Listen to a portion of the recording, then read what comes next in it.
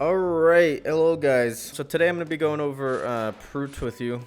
This is a new competitive map that just got added into rotation. The map cup I think was the first time it was played, and now they're adding it as an official map for their season. So that's going to be coming up right here. So I'll be going over mostly the strategy stuff. I can't really go over callouts super well, just because every team is going to do them differently.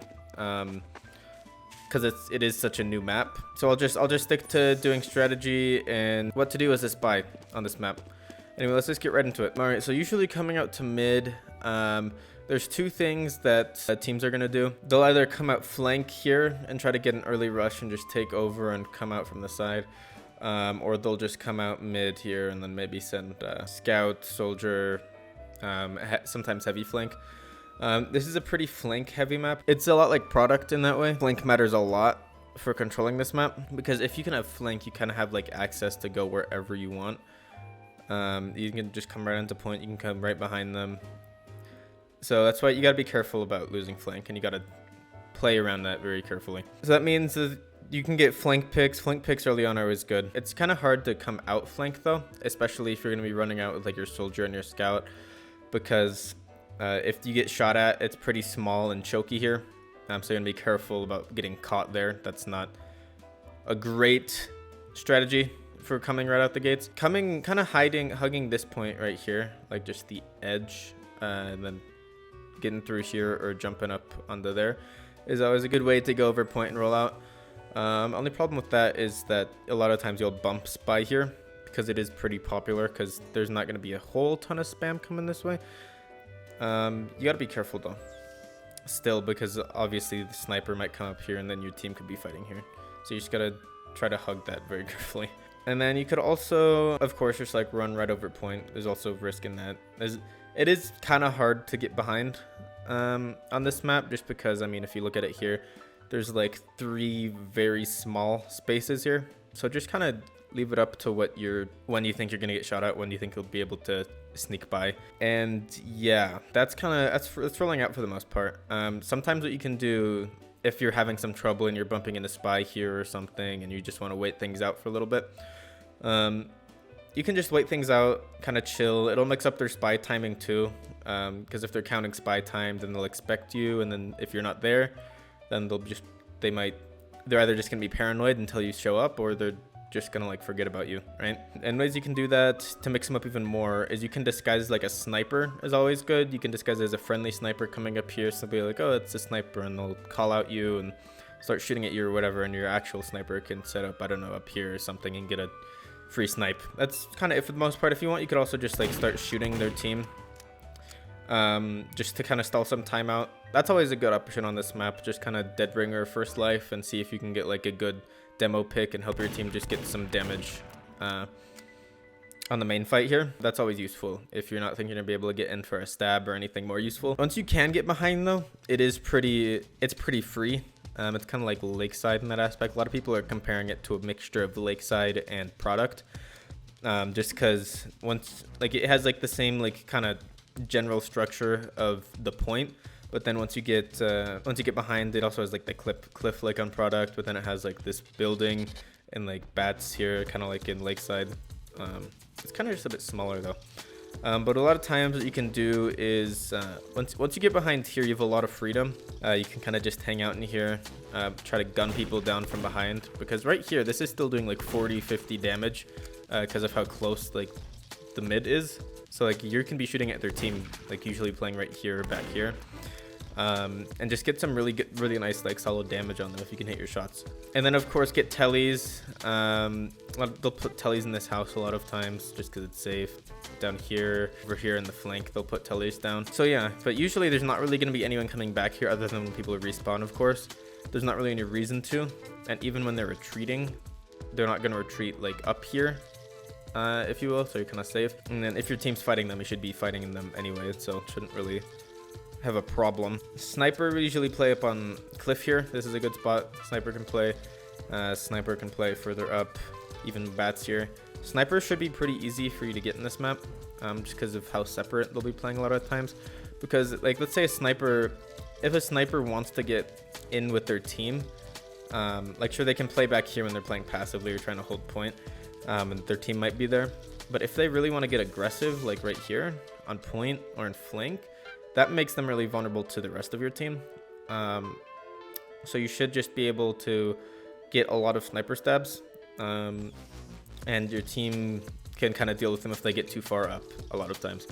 Obviously, this will vary based on team skill, sniper skill, etc. But you should be able to get a good amount of sniper picks. And then over here in flank, I touched on how important it was to kind of be supporting flank and how important flank is on this map. Well, luckily, it's pretty easy to kill flank on this map too. Just have like one player come over here, or if you notice that your soldier or something's fighting, that's basically like a free kill for like everyone on the flank. It's not really as hard as it is on product, where it's like, oh, you might be able to get one stab or something, because people are going to be going back and forth from grass and connector and stuff. A lot of times to hold flank, you have to hold it like right here and like be up and aggressive.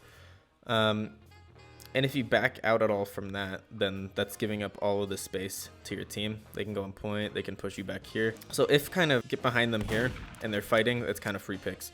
Obviously they will back up to get the health every now and then, but kind of that's separate, and you can kind of sneak in still. Like I did say though too, heavy is also popular to roll out flank, at least currently. So I don't know how we'll see that change, but if you do want to go early on for the flank, like when the round first starts, that's always great. Just kind of, you can get over point here, or even if you want to be like really aggressive, have your soldier whip you or something and just get here before everyone else, and dodge and maneuver around the shots, then that's a free pick, because then your flank's gonna arrive right when you do, like right after you do, and they're gonna be fighting, and that's just free. I guess I'll just go over some like spy decloak spots and movement spots now. Like I said, you can kind of like sneak around this part of the point, and then you can actually jump up on these pipes and then go whoop, whoop, and there you go. And most classes can't really follow you up here, like pyro and sniper, but you're gonna be playing back here. Nobody's gonna come all the way over here and chase you. They're probably just gonna shoot at you. You can just get further behind, even if like they do bump you or something. But then when you're up here, you kind of are free to do a lot of things. You can go further back behind. If they don't notice you, you can just go right onto them here. If you want, you can go from here onto roof and have all this control now. Drop down, stab them, get up here and flank, just play passive, watch them.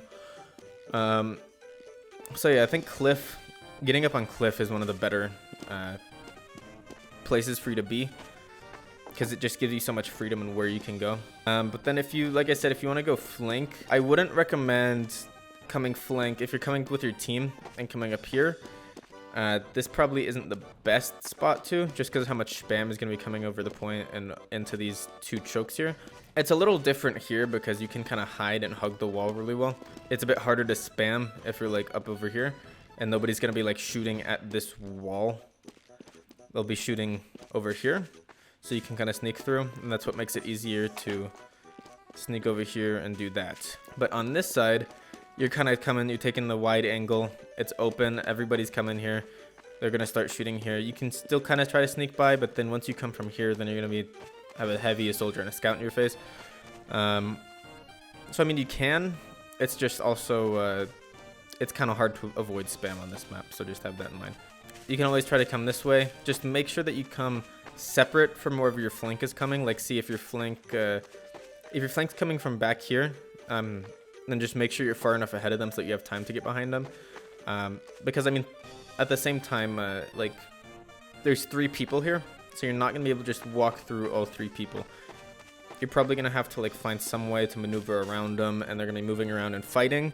So you have to kind of, yeah, find whatever. And but then once you're back here, you can just decloak and they're gone. And then once you have the flank here, you can kind of, your team can kind of push them back. Obviously, your flank's gonna have all that space. You can come back here.